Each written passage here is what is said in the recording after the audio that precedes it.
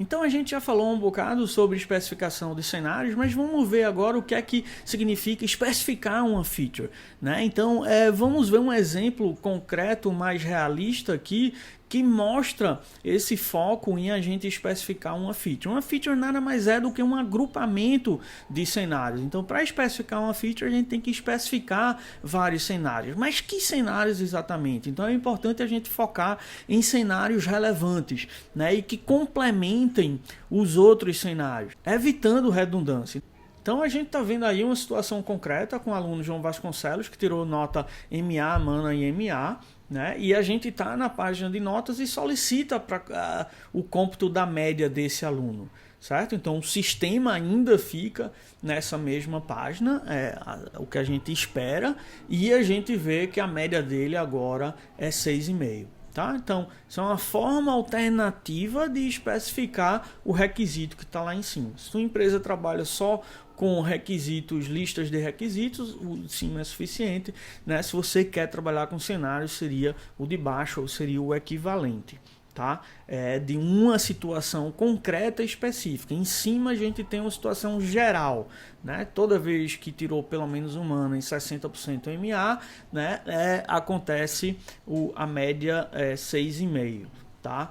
Mas aí numa situação específica, MA, Mana e MA, né? O aluno também ficou com 6,5, o aluno específico João Vasconcelos, tá? Então isso caracteriza e consegue capturar o comportamento do sistema nessa situação em que o aluno tirou MA, Mana e MA, certo? Mas a mesma operação de cálculo de média, ela vai ter um outro comportamento se realizado em um outro estado, né? Então, lembrando que o seu estado de partida é diferente, a mesma ação vai ter um comportamento diferente, levando a estados de destino diferente. Então, ao invés de especificar só aquele cenário, que é uma situação bem concreta, aqui a gente especifica um outro cenário onde o aluno não tirou nenhum Mana, certo? Então isso daí é média 7 se o aluno não tem Mana e mais tem poucos MAs, 20% de MA, que casa com essa situação. Então agora o given registra esse estado, essa pré-condição que é ligeiramente diferente da anterior, certo? Que é a situação onde o aluno tem 3 MPAs, né? E agora quando a gente tenta realizar a operação de cálculo de média, o que a gente vê como resultado é a média 7, certo? Então, diferente estado de partida para a ação, né? Diferente estado resultante para a ação. Agora, pós-condição é diferente, verifica a situação 7. Então, veja que a gente está especificando o comportamento da mesma ação, mas em situações diferentes. Então isso dá uma cobertura maior dos possíveis casos que podem ocorrer na prática. Aqui uma outra situação, só para ir ilustrando como uma determinada feature de cálculo de média, ela exige mais de um cenário, certo? Ela exige a especificação de um grupo de cenários relacionados. Então, nesse caso daqui, o cálculo de média, quando só 2 metas foram avaliadas até agora, foram avaliadas com MPA e MPA, né? A terceira ainda está em aberto, né? Se fosse um requisito em termos de documento, lista de requisitos, a gente teria só o RQ8 lá em cima, que o sistema não computa a média. Mas em termos de cenários, a gente tem que caracterizar uma situação concreta, né? Que venha depois facilmente a ser um teste do sistema. Tá? Então aí a situação concreta é o mesmo aluno João Vasconcelos, né? Agora com um conjunto de metas diferentes, MPA, MPA e não definido ainda, né? Então isso está caracterizando um novo estado de partida, né? Uma nova pré-condição, e realizando a mesma ação, tentar computar a média. Agora a pós-condição, o estado resultante é diferente, ele apresenta uma mensagem não disponível onde deveria aparecer o valor da média. Então 3 situações de partida diferente, 3 estados de partida diferente, a mesma ação, 3 estados resultantes diferentes, né? Então isso daí, de uma forma geral, está capturando o comportamento de uma única funcionalidade computar a média. Né? Essa única funcionalidade precisaria até agora de 3 cenários. Na prática, precisaria até de um conjunto maior de cenários, né, para caracterizar melhor o seu comportamento. Mas isso é apenas para dar a ideia de que a especificação de uma feature é uma especificação de um conjunto de cenários relacionados, que cada um desses cenários vai cobrindo diferentes comportamentos, diferentes situações de funcionamento para uma determinada feature, né? Então agora, depois de ter especificado os 3 cenários, isso é o que a gente entende como sendo a especificação da feature, né, de cálculo de média.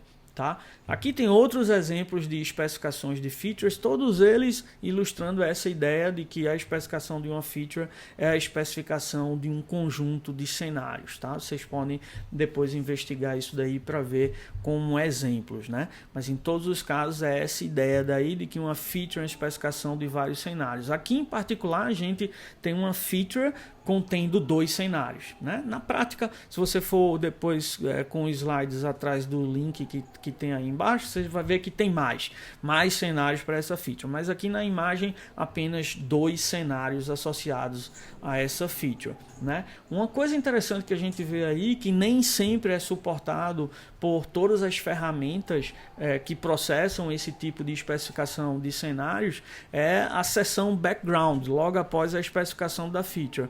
Né? Então são 2 passos, um given e um end, né, que são passos comuns para todos os outros cenários da feature. Então, para a gente não repetir esses cenários, a gente reusa eles aí em cima, especifica eles só aí em cima e implicitamente eles vão aparecer como sendo os 2 primeiros cenários, os 2 primeiros passos de todos os cenários que estão nesse arquivo. Né? Uma outra coisa interessante que a gente vê aí, marcado em verde no primeiro cenário, são templates, né? No caso aí estão funcionando como variáveis. Então, ao invés de a gente usar aí nessa parte em verde do primeiro cenário valores concretos de e-mail, a gente está usando uma variável chamada change_email. E depois embaixo a gente tem uma tabela que diz, olha, change de e-mail pode ser teste1 arroba não sei o que, teste2 arroba não sei o que. Certo?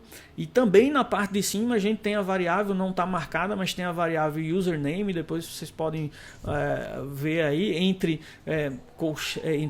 menor que e maior que, e ela também assume valores diferentes. Em uma situação username é student, em outra é teacher. Certo? Então a gente tem um cenário só, esse que está com marcas em verde aí, né? E embaixo a gente tem uma tabela de exemplos que são valores, dados de teste que a gente vai usar para popular as variáveis que aparecem no cenário de cima. Então a gente pode, na verdade, imaginar aí como a tabela tem 2 linhas, com 2 valores específicos de e-mail e de username, a gente pode imaginar como sendo aquele cenário, a gente vai executar ele eventualmente como um teste em 2 situações diferentes, com os valores que estão na primeira linha, com os valores que estão na segunda linha. Né? Então você poderia imaginar isso como sendo, ao invés de um cenário, 2 cenários.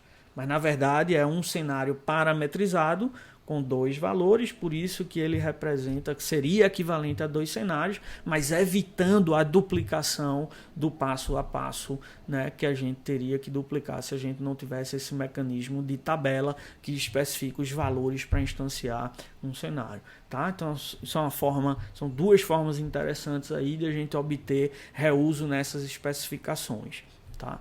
E aqui um outro exemplo de cenário, todos esses exemplos que a gente pescou de projetos disponíveis no GitHub, né? Então esse daí também um exemplo onde a gente tem um encadeamento de whens and thens. Certo? Então não é só aquele formato específico mais simples e mais recomendado que a gente já tinha visto, um bloco given, bloco when, bloco then. Não, aí depois do bloco then pode ter outro bloco when, depois outro bloco then e assim por diante. Tá? Então pode ser feito isso, mas dessa forma, né, com esses caminhos mais longos, a gente tem menos reuso. certo? Então daí aquela ideia de tentar especificar os cenários como um caminho de tamanho 1, né? Esse daí não seria um caminho de tamanho 1, né? E aí complica eventualmente no reuso, se você quer reusar depois dessas partes desse caminho, você vai ter dificuldade, tá? Esse cenário também tem alguns problemas porque ele é imperativo. Então, em particular, ele referencia coisas como clique, né, numa situação específica, aí referenciando um elemento específico da interface com o usuário. Tá? Um outro ponto importante sobre esses cenários é que ele é um caminho só, né? É um único caminho.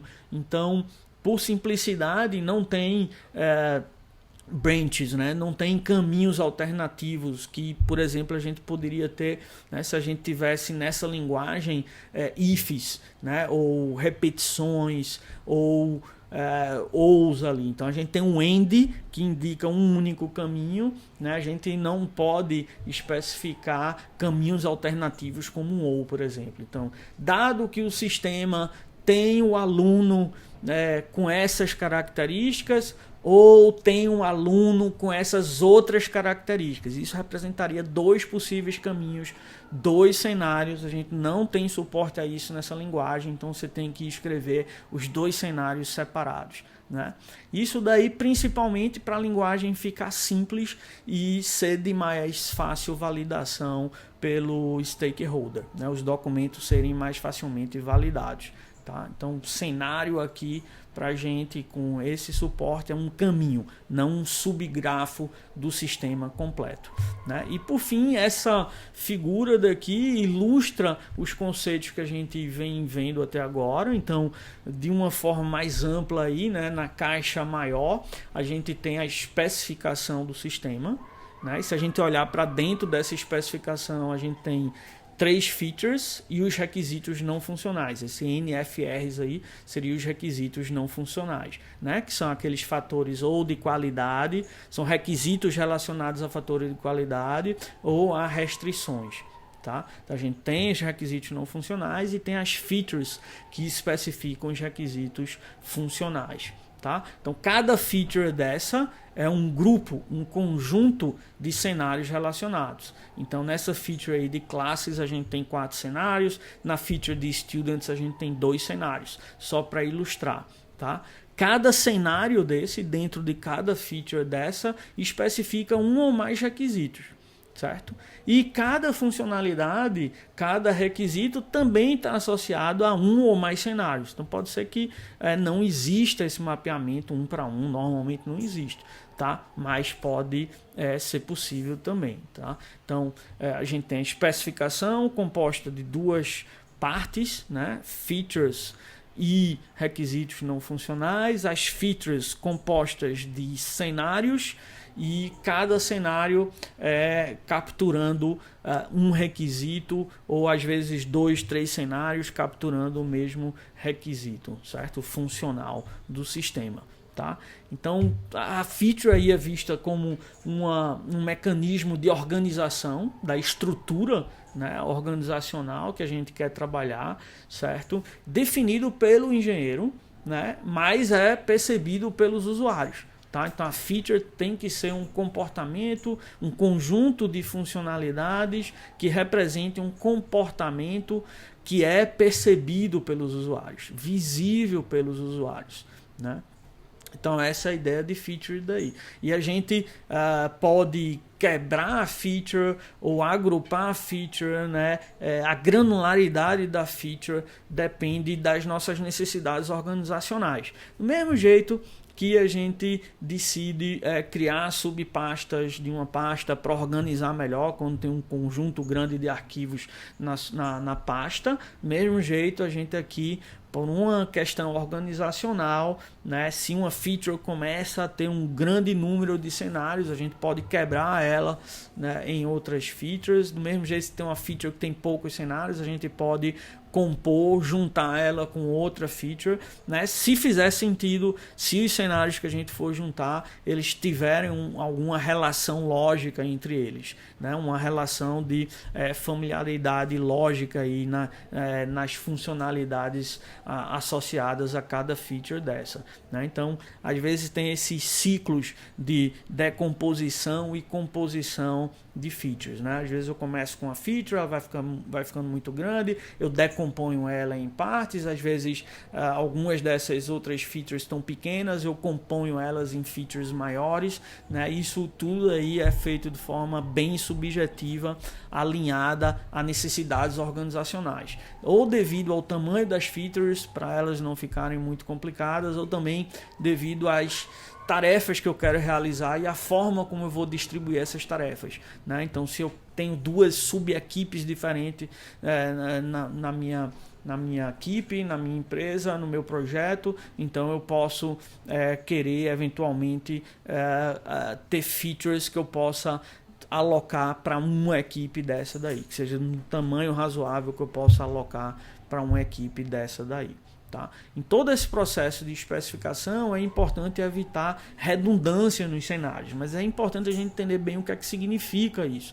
Então aqui, se a gente olhar esse cenário onde a situação de partida é MPA, MPA e nota indefinida, tá? Então isso daí não é considerado redundante em relação aos outros cenários que a gente já viu. Cenários onde o aluno tem tudo MA, ou tudo MPA, ou humana e nenhum MA, certo? Então cada um desses representa uma nota diferente. E isso daqui representa uma situação onde nota nem apresentada é.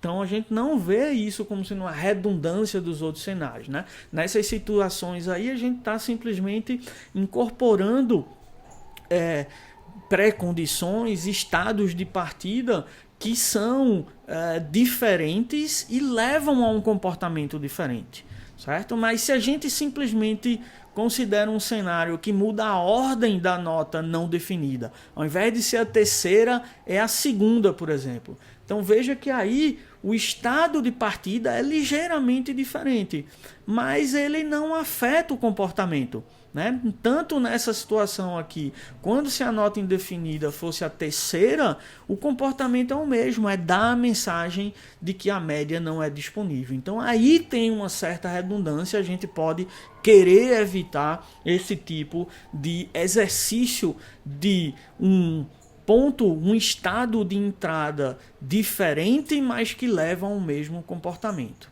certo? Então muitas vezes isso daí pode ser evitado, tá? Aí a redundância vem apenas dessa ordem de mudança das notas. Então isso daí, para um sistema em que a ordem não é relevante, certo? Em outro tipo de sistema poderia ser relevante, aí essa situação não seria considerada redundância. Mas num sistema em que a ordem é irrelevante, não precisamos exercitar os dois casos, a menos que a gente tenha tempo e recurso suficiente para fazer isso. Mas numa priorização é melhor a gente priorizar um estado de partida que leve a um comportamento diferente do que a gente já exercitou, certo?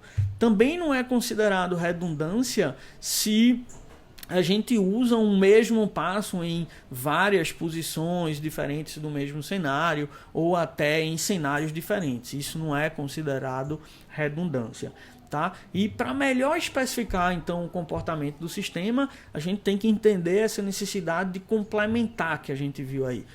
Os três cenários que a gente viu para a feature de cálculo de média, a gente viu que a gente está complementando aí. O caso de sucesso, quando ela tinha todas as notas, MA, MPA e tal. Com o caso de falha, onde faltava uma nota, né? E os casos limítrofes, né? Então, por exemplo, o caso que dá a nota 6,5, que é quando o cara tem humana e muitas notas boas, né? Ou casos em que o cara tira 7, né? Então são casos limítrofes que a gente vê ali na especificação de como as notas são computadas, são casos especiais. Então é importante a gente exercitar isso e capturar o comportamento em todos esses casos limítrofes que a gente tenha na nossa para nossa funcionalidade, tá? E a gente também, em todas essas situações, note que às vezes o DEM tem mais de uma restrição e é importante a gente especificar bem essas restrições do DEM, né, para verificar o efeito em outros elementos do estado, né? Então, por exemplo, nessas situações onde estou calculando média, a princípio eu não precisaria verificar se as notas originais, os conceitos originais, se eles foram modificados. Mas se eu verifico isso, eu fortaleço o meu teste, certo? Porque por algum bug o cálculo de média poderia estar destruindo ou trocando algumas dessas notas anteriores. Então é interessante ir lá e verificar isso daí também. Tá? Ou mesmo que eu pedindo para calcular a média de um aluno, eu não afete a média geral da turma. Isso daí é outra verificação que é importante de fazer para ter certeza que a funcionalidade não está impactando outras funcionalidades que não são diretamente relacionadas. Tá? Então, de uma forma geral, quanto mais restrições a gente coloca nas cláusulas dentro de um cenário, mais forte a especificação do nosso requisito. Mais precisa, mais dicas a gente vai estar dando para que o desenvolvedor tenha cuidado e fique atento para implementar o que a gente realmente quer de forma correta. Tá? E de forma similar, quanto mais desses constraints aparecem na cláusula de resultados esperados, mais forte vai ser o teste. Então daí a intenção e o interesse de nessa fase de especificação de cenários a gente reforçar essa cláusula, porque vai beneficiar depois a gente com um teste forte que verifica não simplesmente o comportamento mais simples do sistema, mas vai mais além, verifica mais coisas, né? É um teste melhor.